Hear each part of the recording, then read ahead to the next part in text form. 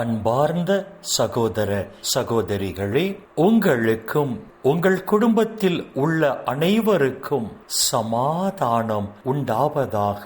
ஆமேன். அன்பார்ந்த சகோதர சகோதரிகளே, இன்றைய நாளின் தியானத்திற்காக நாம் எடுத்துக்கொண்ட இறை வார்த்தை புனித மத்தேயு எழுதிய நற்செய்தி 8ஆம் அதிகாரம் 11 மற்றும் 12வது இறை வார்த்தை. கிழக்கிலும் மேற்கிலும் இருந்து பலர் வந்து ஆபிரகாம், ஈசாக்கு, யாக்கோபு ஆகியோருடன் விண்ணரசில் பந்தியில் அமர்வர். அரசுக்கு உரியவர்களோ புறம்பாக உள்ள இருளில் தள்ளப்படுவார்கள்.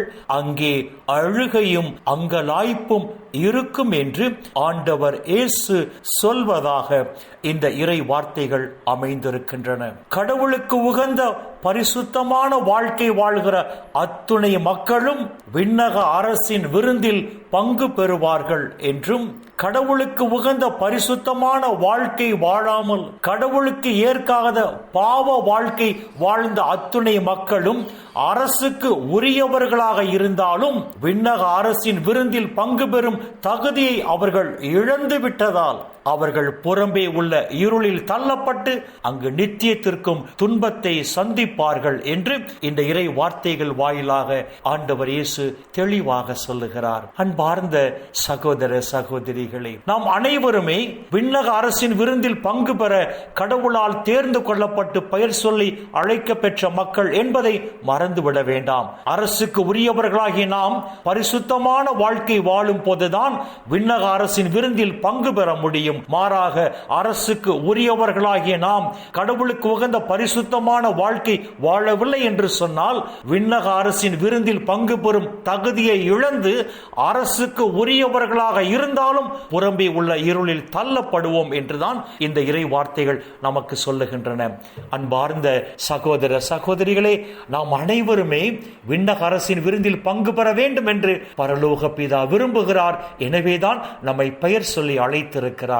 வரப்போகிற நாட்களில் கடவுளுக்கு உகந்த பரிசுத்தமான வாழ்க்கை வாழ்வோம், அவருக்கு உகந்த நேர்மையான வாழ்க்கை வாழ்வோம். அப்பொழுது நாம் அனைவருமே விண்ணக அரசின் விருந்தில் பங்கு பெற்று அங்கு மகிழ்ச்சியில் திளைத்து இருப்போம். இந்த இறை சிந்தனைகளோடு நாம் ஜெபத்திற்குள் கடந்து செல்வோம்.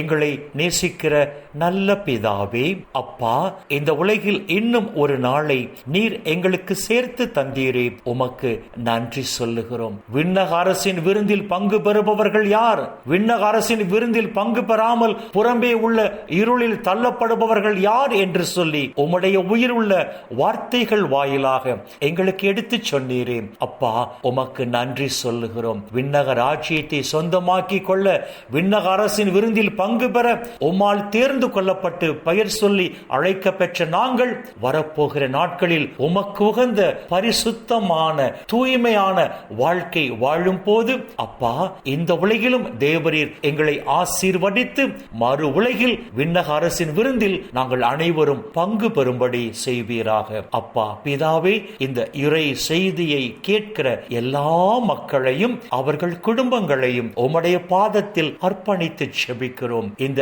இறை செய்தியை கேட்கிற எல்லா மக்களையும் அவர்கள் குடும்பத்தில் உள்ள அனைவரையும் தேவரீர் ஆசீர்வதித்து இவர்கள் இன்றைய நாளின் தேவைகளை நிறைவாக சந்தித்து இந்த நாள் முழுவதும் இவர்கள் மன நிறைவோடும் மன மகிழ்ச்சியோடும் மன அமைதியோடும் நலமோடும் வாழ கிருபை செய்வீராக. இயேசுவின் பரிசுத்த நாமத்தில் ஜெபிக்கிறோம் நல்ல பிதாவே. ஆமேன், ஆமேன், ஆமேன்.